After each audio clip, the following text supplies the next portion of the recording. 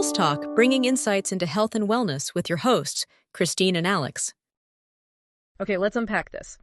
What if I told you that right now, something like 1 in 4 Malaysian adults, they're unknowingly living with prediabetes? Wow, that's quite a number, isn't it? Really points to this silent health crisis that's just hiding out there. It absolutely does. Wow. And, these articles we've been looking at from Alpro Pharmacy, they really lay it out. Prediabetes is incredibly common.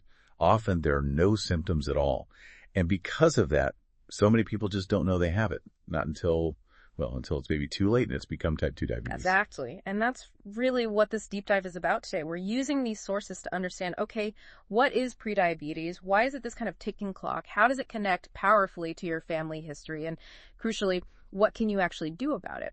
We'll be looking specifically at the Alpro Stand Against Prediabetes program, the ASIP program. It's about understanding the risks and, the opportunity here. And that opportunity part is key. These sources really stress this message of hope. Prediabetes, it isn't some guaranteed sentence for diabetes. It's actually a state you can reverse. It's this critical moment, this window, where you can intervene and genuinely change your health's direction. Okay, so let's get specific. What actually defines prediabetes? When these sources use that term, what are they talking about? Well, basically, it's that middle ground. Your blood sugar levels, they're elevated, right? Mm-hmm. Higher than normal. But they're not quite high enough yet to officially diagnose type 2 diabetes. Think of it as your body sending out a pretty strong warning signal. It's saying, hey, my ability to handle glucose isn't working as well as it used to. And if you miss that signal, what do the sources say typically happens if you don't intervene? Yeah, the progression rate is, it's quite high. The data suggests that without making lifestyle changes, without getting support, a really significant percentage of people with prediabetes, sometimes they cite up to 70%, could develop type 2 diabetes, often within, say, the next 5 to 10 years. So it underscores the urgency. 70%. Wow. That's huge. And these articles, they really seem to focus on family history as a major risk factor. How strong is that connection, really? This is where it gets very personal for a lot of people listening, I think. The sources are quite clear. If you have close family members, parents, siblings, with diabetes, your own risk of developing prediabetes goes up substantially compared to someone without that history. How much higher are we talking? Does it make a big difference if it's one parent or both parents? Oh, definitely. If you have just one parent with diabetes, your risk is often cited as maybe 20-30% higher. But if both your parents have diabetes, that risk just jumps dramatically, potentially 50% to even 70% higher.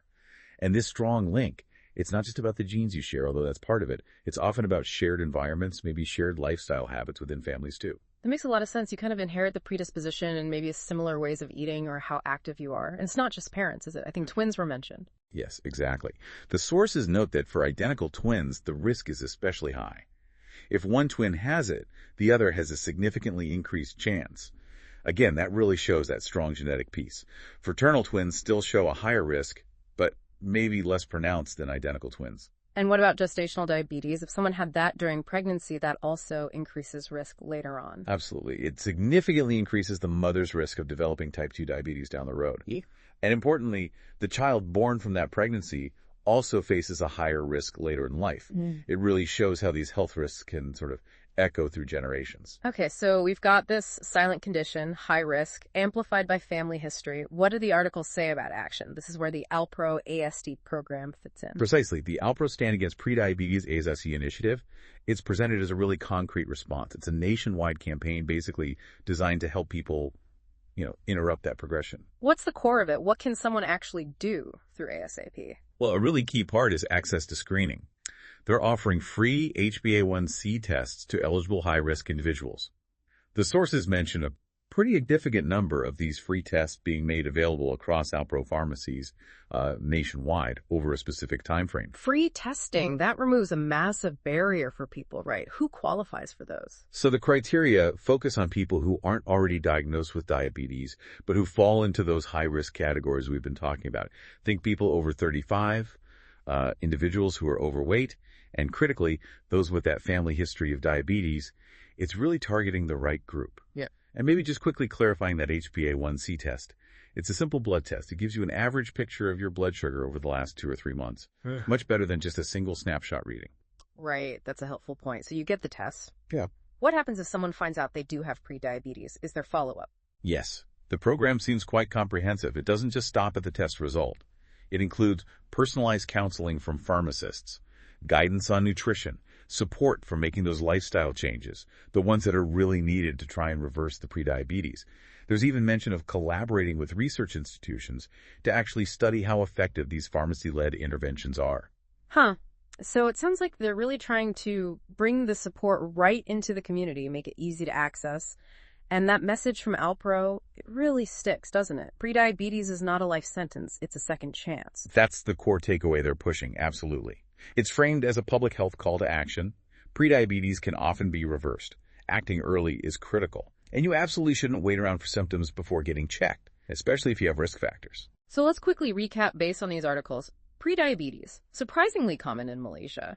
Your family history significantly boosts your risk, potentially quite dramatically. But, and this is the important part, there are clear steps and resources, like Alpro's ASAP program, offering things like free testing and support right there in your local pharmacy. Exactly. It paints a picture of, yes, potential risk, but also very tangible opportunity. Prediabetes is that moment, that point where you can make a fundamental shift to prevent serious health problems later on. It really drives home how powerful just understanding your own health risks can be, especially the ones tied to your family. It really does. And maybe if we zoom out for a second, it brings up a bigger question for everyone listening. How well do you really understand your own family's health story? Not just as, things that happened in the past, but as a potential roadmap for your own preventive health journey today. That's the crucial thought, isn't it? How can knowing your family history become a tool, a powerful one, for prevention? Do you know your own prediabetes risk? Or maybe someone close to you? Might be worth finding out.